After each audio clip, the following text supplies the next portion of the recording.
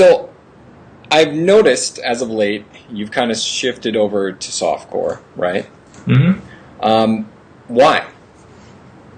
Well, I think gear is going to be a really big part of PvP, and considering the lack of motivation to get gear in hardcore after you beat it, I think the gear difference between the top and the medium players in hardcore will be very, very large.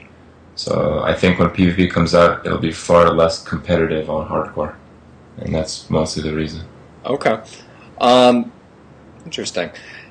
You touched on something that I've been asking for a long time. I have not cleared Inferno. I'm farming Act 1, and I feel like I'll probably be there forever. But that concept of once you've defeated Diablo and Inferno, that there's really nothing to do. Is that something that you think is fixable? Is that something you think that most of the player base, especially for hardcore, would experience? Or is that just something that most people aren't even going to see, and hardcore will still be enjoyable for them? I don't really know of anyone that's just farming hardcore for the gear right now. I'm sure they're out there, but I think everyone that's pretty much beating the game by themselves, at least, is in that position where they don't really know why they're farming. But I don't know. I'm sure there's exceptions to that, of course. About how long did it take you, from your world first to kind of just give up on hardcore? Oh, like an hour. Like, the reason we kept the hardcore characters is I thought we would sell the kills, and we did. We made quite a lot of gold doing that. But nowadays you can pick up one of those Inferno Diablo hardcore kills for 4 million hardcore gold. So it's I just ended up selling all my gear because the risk reward isn't worth it. Now you obviously took down Inferno Diablo with a barbarian. Now, and you mentioned people selling the kills. If we move past that and just say the average person with not buying waypoints or anything like that, just kind of slowly going through at their own pace. How long do you honestly think it would take somebody to get to Inferno Diablo and kill it? I mean, it's not really a matter of how long it would take. It's a matter of how long it would take the individual to get the confidence through gear or through practice to move up to the next act, and so on, and to make it all the way through without dying. The fastest it could be done, I don't know. It depends on your resources, but honestly, I think from scratch you can pull it off within 2 weeks or so. With enough time, obviously.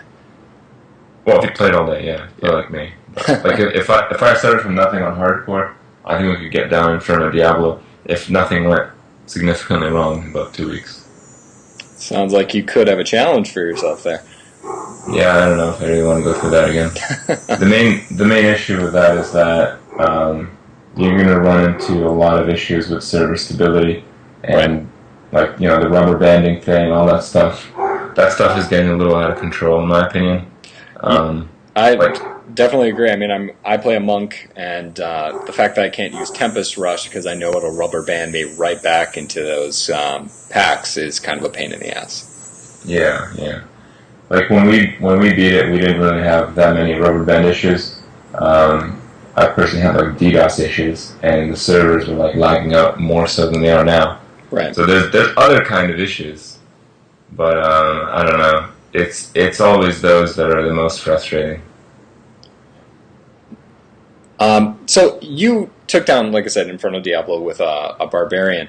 Do you think it's doable by all classes? Do you think every class completely capable of doing it, or do you really find that the barbarian or a monk has a better stability in those more difficult fights? I think nowadays you probably want a monk or a barb, or to just roll up a pretty tanky character.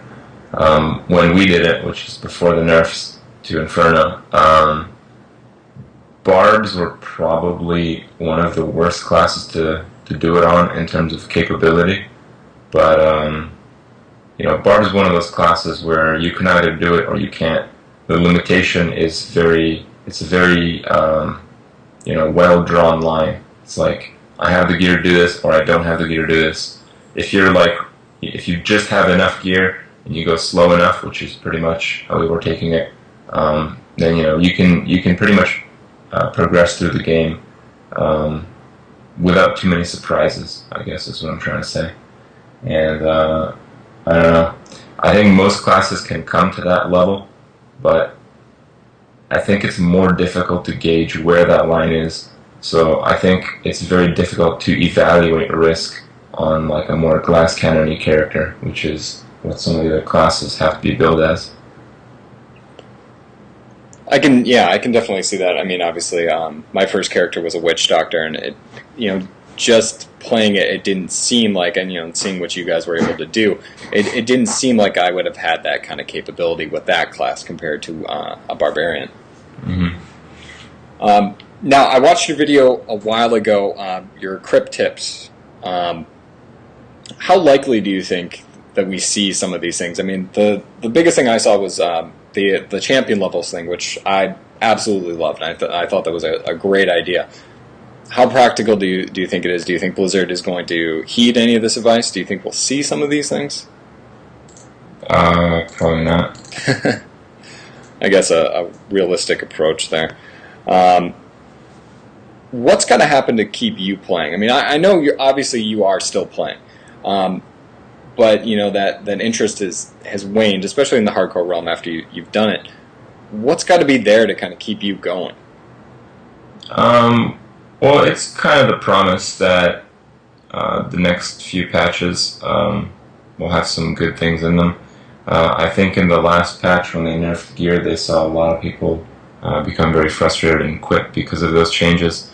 So I think that's going to limit what they can do in patches, and I think that might be for the better, because they might actually have to do changes to the actual game rather than, change the stat, change that, change the drop rate, buff monster health by 5%. I don't think they have as many options with those kind of like BS changes, and they may actually have to focus on some real changes. So I think we might see some real changes coming, and I hope PvP will be pretty fun, I guess. I realize it will be like a pretty big gear off, and right now I'm just trying to prepare for that. I think people who are just saying, "Oh yeah, I'll come back to the game when PvP comes out," and they don't really have any good gear, and they don't have any like resources to get the gear when the time comes. I don't know if they're really going to have a lot of fun, because I think it's going to be about the gear big time, and it's going to be really hard to get the gear because everyone's going to try to get it when they announce and when PvP comes out. How long do you think it'll be until PvP? My guess is that late August is when we get the announce, and maybe September. I don't know. I think that's pretty optimistic. I don't know. You gotta dream. In my opinion, you gotta hope. If we're going by a real Blizzard timeline, maybe next June. But I don't know. All I'm hoping is like Dark Knight Rises is coming out. I'm hoping for PvP before the sequel to that. Well, hasn't he already said there weren't going to be any more after that? Oh, did they? Oh, I don't know. Yeah, Dark Knight Rises is the last one. So. Oh man, that sucks. I don't know, man. I think if it makes enough money, there'll be another one. Oh, what? Or they'll reboot it and make more money that way. Mm-hmm. So I saw this, and I have to ask: do you really have 28 billion hardcore gold? No. I just had to ask. I thought that was... Now, let's say hypothetically, if you did, and 1,000 gold drops on the ground, do you even bother to pick it up? I don't even bother to pick up 1,000 gold. I don't have any gold. So. Okay, I was curious. I'm one of those guys that I just focus on the game, and I like the gold system because I get to not pay attention to it. I don't really, I miss a lot of gold. Like when I stream, people that are like annoyed. They're like, "Oh my god, I just walked away from all that gold," Yeah, I find myself skipping some, but not to that extent. I was excited when I had 10 million gold. I don't think my brain can wrap around a billion yet alone multiple billions. Now, with your shift into